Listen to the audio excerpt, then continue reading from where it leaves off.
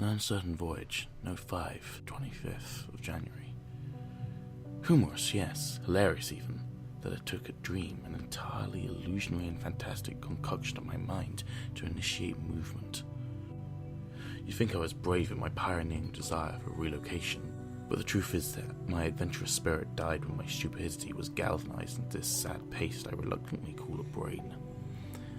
I am moving north because, even after what seems like ages of knowing the woman, the act of writing about my unfortunate dream regarding her frustrations is enough to render me unable to stomach her company.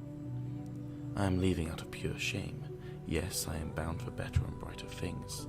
I can just feel the contentment closing on me. Happiness? No. The whole of it is laughable. Anyway, I've left the majority of my belongings behind except for my typewriter, obviously, and some canned food for the move. Odd, isn't it? I could have taken more supplies, but I insisted on bringing this basically ancient machine with me. My affection for it is palpably ridiculous at this point, but it's not as if anything else can fill the role. Still, there is simply no real reason for me to write of anything at all, yet I do. In my experience, other Minotaurs have similar problems.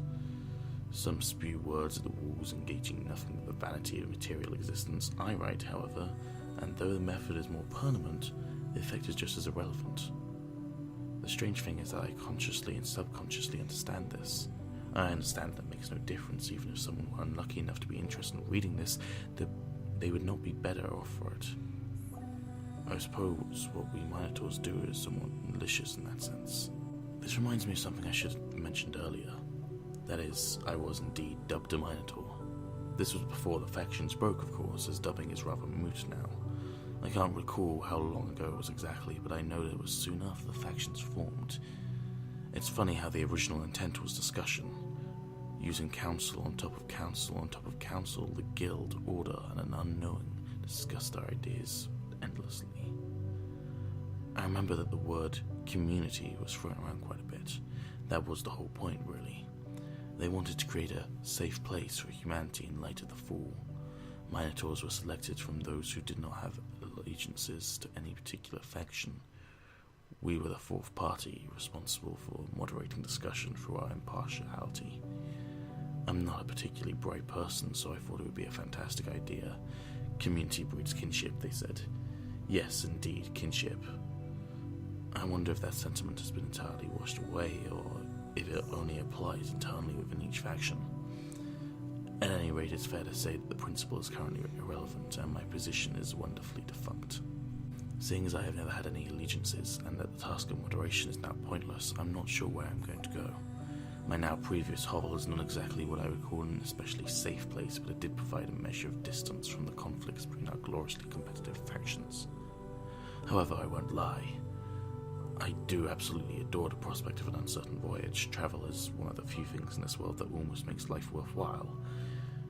I should note that I do not mean the sort of nonsensical sightseeing that people often engaged in while the world still had structure.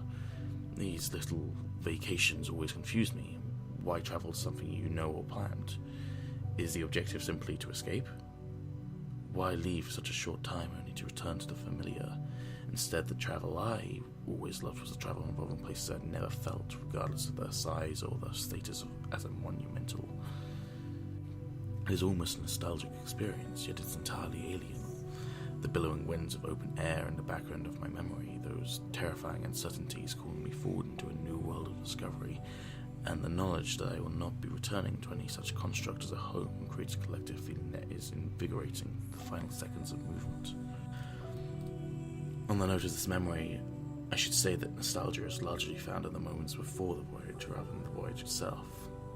There is a brief interim between worlds where one's psychology is trimmed down to something that, if I may be so stupidly optimistic, is better than it was before.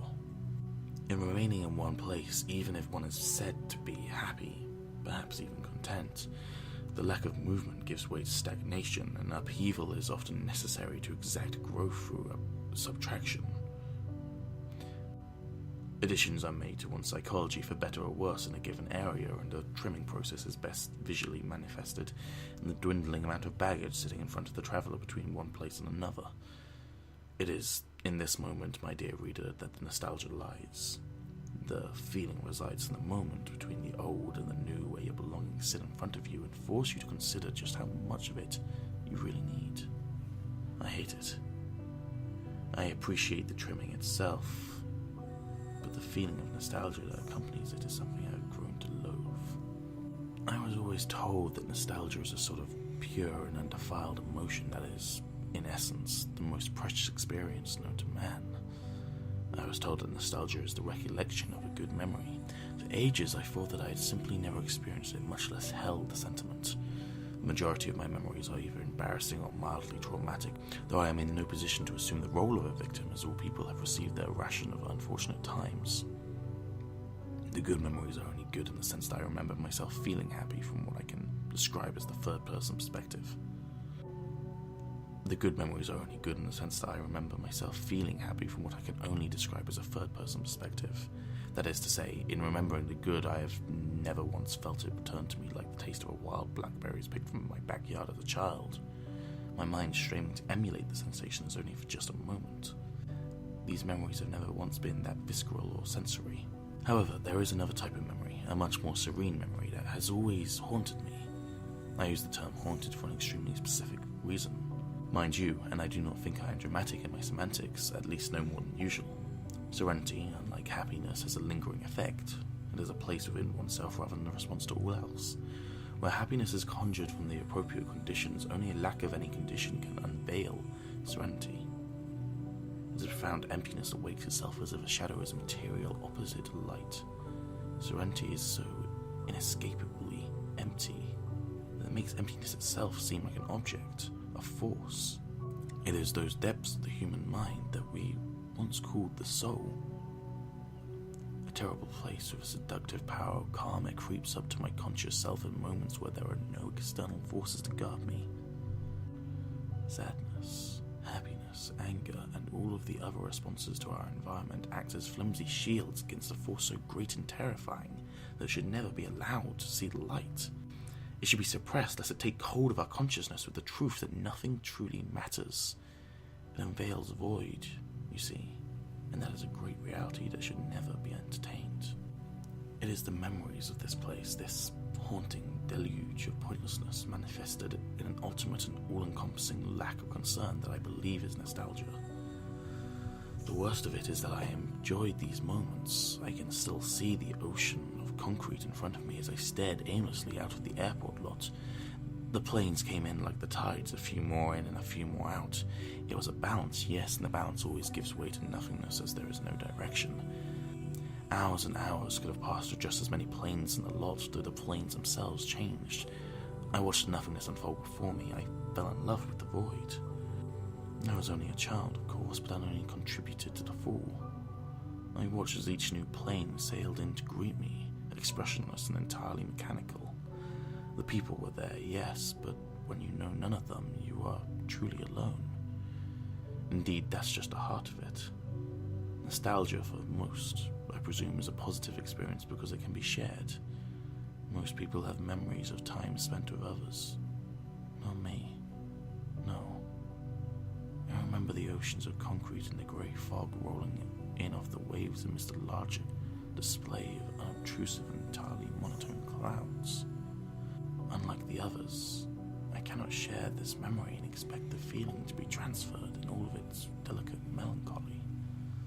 The forlorn calls of past experiences with something constant within me are not something I can give to you in the purest form. So at the end of it, at the end of the nostalgia, at the end of the nothingness, I am left remembering only that I am alone. Nevertheless, I'm not alone in my loneliness, as bizarre a concept as it is. The truly horrific realization is not that everything is ultimately pointless or that I am alone. Rather, it is that everything is pointless for everyone, and that everyone everywhere is alone. Minotaurs, dwellers, all of us are alone in our own right, at least on some level. Because as much as some may be able to share the experiences of a good memory of others involved, the memory is still not truly shared.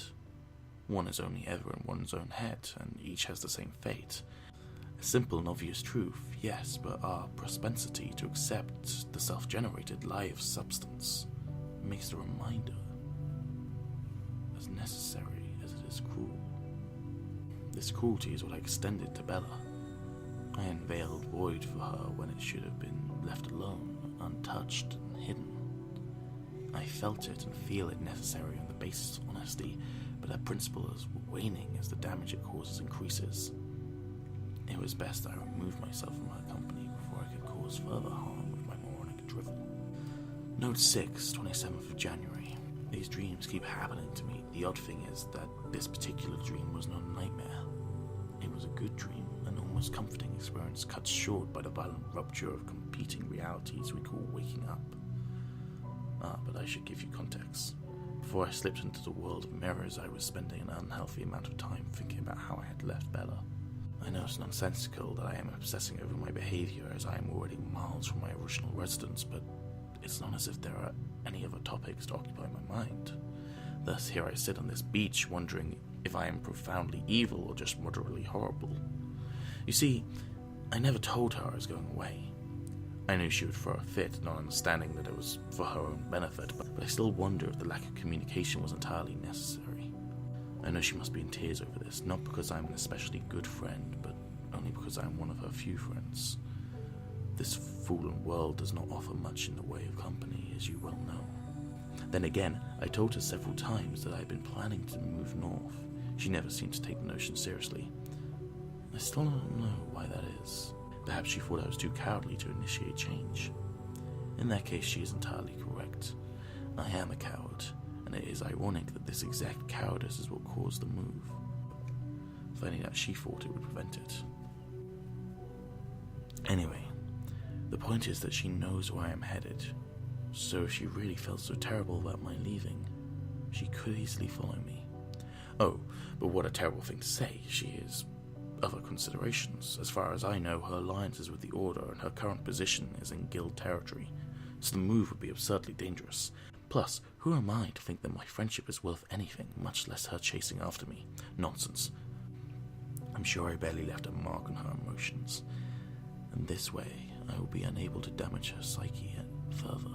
Still, the dream happened, and I'm sure it is simply my mental incapacity that renders me unable to put it aside. I was standing in some sort of avaricious tunnel, the sort of thing you imagine in a fairy tale from the things of old, where the woods enclose a path as if trying to suffocate the life out of it. No, I was on a horse. My only friend, my steed. Ironclad and noble, I strode through the forest from a place I can't remember, headed for a place I forget. In the dream, of course, I knew exactly where I was going, even if I could never have consciously brought the location forward. I believe I was tired. That's a silly thought, isn't it? Tired while asleep. Yes. Anyway, I must have just come from some Pyrrhic victory, hopeless in the loneliness afforded by my unfortunate survival. Friends and comrades dead in battle, they left me alone to wander the wilderness in search of something I cannot describe. The walls of the pass opened to reveal a sunken glen, not quite a lake, but certainly deep enough. Between the tall reeds and the nature's debris, I could see her, my dear Bella. My hopelessly optimistic friend. There she waded singing one of her old tunes. I don't know where she learned the piece, but it sounded as golden as her sunlit face, shining amidst the surrounding darkness. I never knew how she learned these things. She is just younger than me, so she did not know of the pre-fallen world. Perhaps she has her own didactic companion. I called her from the road, and she did not answer immediately. Her singing stopped as she slowly looked up towards me. At first I was unaware if she remembered who I was, then she said it. A gleaming smile shot across her face and she yelled, "Solomon." I am not a happy soul by any means, so internal warmth is always a strange sensation. It captures everything else like honey or molasses. All of the great fears of misanthropy and the grey of my life are subdued under the weight of a sugary, sweet realization that someone, another human being, against all odds, reason, and reality, has the ability to care. It is a precious break from realism that I feel the need to nurture. She made her way towards me gently, and it seemed as if the details of the earth, the small bits and the pieces of greenery around her person were completely unaffected by her movement. If there was any less commotion, I'd have thought she was ethereal, nothing but a projection of my insecurities, Ah, the timing, reader. The timing is what clung to me. The slow movements of her head tilting just so. All time seemed slow to the pace of the same honey coating my interior, dripping down into my deepest inner place where void was smothered. She moved as if not moving, and she approached as if she was already near. The honey, reader. Sweet on the tongue and slow to the belly indeed. After an age of seconds, she reached my horse. I dismounted and greeted her with a question. "What are you doing here?" I said. "And would you like to escape?" "Escape? No, Solomon. I want to explore." "Come with me, then." Without a word, we both climbed the animal, set sail for whatever place I could not remember.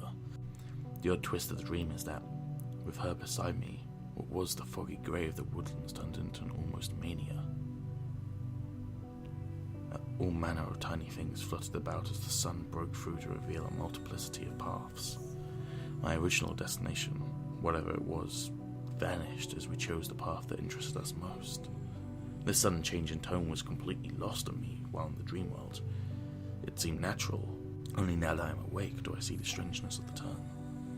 The path took us to a great open field with trees sparsely dotting what seemed like autumn fire. Grass turned amber with the whole locale only increasing in its glory as it became clear that our friendship was more than this. A passion developed against my sense of comfort, and we stopped beneath a particularly large oak to wait out the final stretches of the day. As much as her radiance invigorated my body against all material sense, giving me an almost unnatural energy, my tired state began to work its way back through the honey, and its monopoly was at hand. Somehow she could see this, so she began to cry. The pangs of guilt shot through me as I knew what was to happen. I knew that it was about to end, and so did she. I gave her 4 kisses before finally leaning back against the tree. My eyes, heavy with the unwanted eschaton, they fought my will. The black faded in, obscuring her distraught face, and I mustered my last strength. But alas, the end came without mercy.